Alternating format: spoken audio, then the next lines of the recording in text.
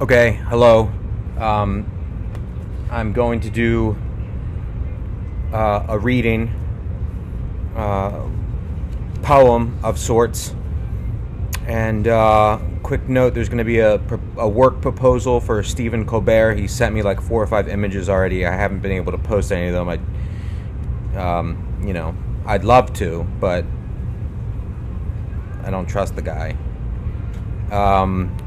But I'm going to write a work proposal, so that'll be coming up. There'll be another poetry reading, and then a couple of posts that I'm going to make to my Facebook and IMDb pages. So, purchased a new book, and then I'll get right into it. It's Justin M. Alvarez's Secret Book of Poetry, Poems, Notes, and Other Deep State Curiosities. Just show you what that looks like. Right there. Okay. So, this is the first reading. Here we go.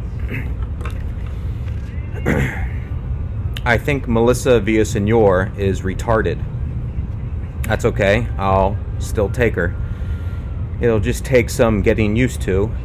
It'll be an adjustment for sure. And naturally, I'd want to spend more time out of the house. But the good Lord has prepared my heart to deal with such a task, dealing with and engaging in holy matrimony with a mentally retarded woman. Which brings to mind one of my favorite scripture verses, 1 Timothy 2:12, which is as follows: But I suffer not a woman to teach, nor usurp authority over the man, but to be in silence. Why do I read this? Because I didn't make the rules. Why does it say that in the Bible? Because God knows women, all women, in some way, are retarded. God wouldn't have written that in the Bible if it wasn't true. God is actually on my side on this one, because he already wrote it in the Bible. Thanks, God. Just read what he wrote and compare with my observations. Why is Melissa Villaseñor doing what she's doing? Let us reason together. It is either evil or retarded.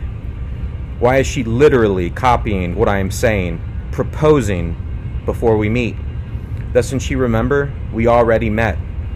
That's a ring in the box. She's doing it because I said, what do you want me to do? Propose before we meet? One step at a time, Melissa. That's what I said. That's what I wrote days earlier.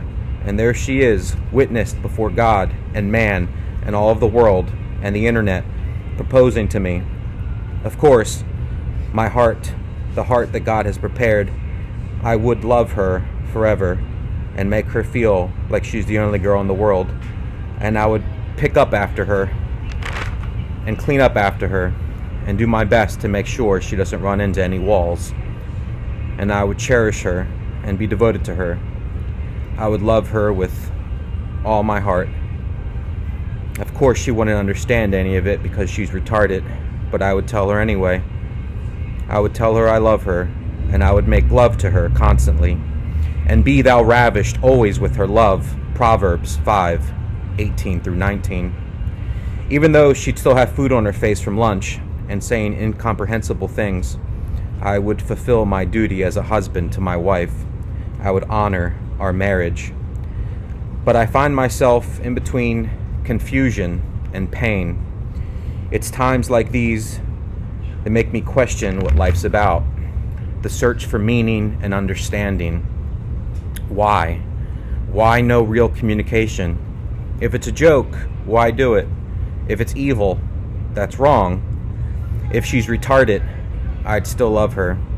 The search for signs of intelligent life, copying my work, plots, conspiracies, hidden agendas, utilizing dark arts, witchcraft, theft, toying with my emotions, attempting to destroy someone's soul. Looking back on it, she served a purpose. She was there for you in a way, a direction, something to dream about, something to hope for, something just like this. Melissa poses with her fingers in odd ways in her photographs. That means she's a witch. Finger puppets, hand signs. She's a witch. A retarded one. Not the first witch I've dated. There's been several, unfortunately. Strange women, they're called in the Bible. But none of the others have gone as far as copying my work or tried stealing my soul, at least none that I've caught. And I must admit, it's captivated me, the danger of it, the sheer lack of morals. It's alluring. I find myself wanting her, loving her from afar.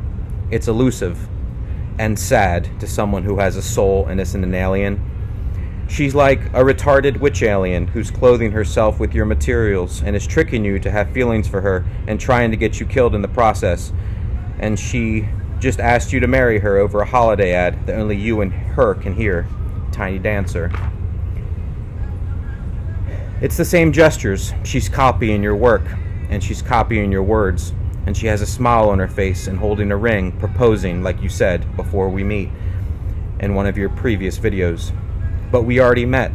I met her with her mom, her dad, and her dog. Then you remember she's retarded, and after you said hello to her, she just stood there, staring at you, stunned. Intimidated, I'm sure, by my good looks and natural masculinity and captivating charm and devastating raw talent. And she just stood there, staring at you, once you said hello to her. And that was the first time you thought she was retarded. And it was in that moment I knew I was starting to fall in love with her. And unlike in Russian Doll, my walk is with God. Chasing Cars music video reference with the white shoes, the same shoes Ryan Reynolds was wearing on the late night talk show, same shoes my third TV girlfriend stole in Russian Doll, Natasha Lyonne, stole white shoes. Apartment number 7 was my apartment number when I first moved to Los Angeles. See? It all connects. Full circle. My walk is with God. And it's not in New York, at least not yet. At one time it was, and so, maybe, once again. And it's not with my third TV girlfriend, Natasha Lyonne, or with Melissa, who's retarded, or even Cecily Strong, who has the same name as the college you went to. No, my walk is with God, through the San Fernando Valley, the valley of my father, the valley of the shadow of death. This has been a reading by Justin M. Alvarez, from Justin M. Alvarez's secret book of poetry, poems, notes, and other deep state curiosities. Please stay tuned to my Facebook, IMDb, and YouTube pages for my battle against the evil forces that work at SNL and the deep state. Thank you, and may God have mercy on your soul.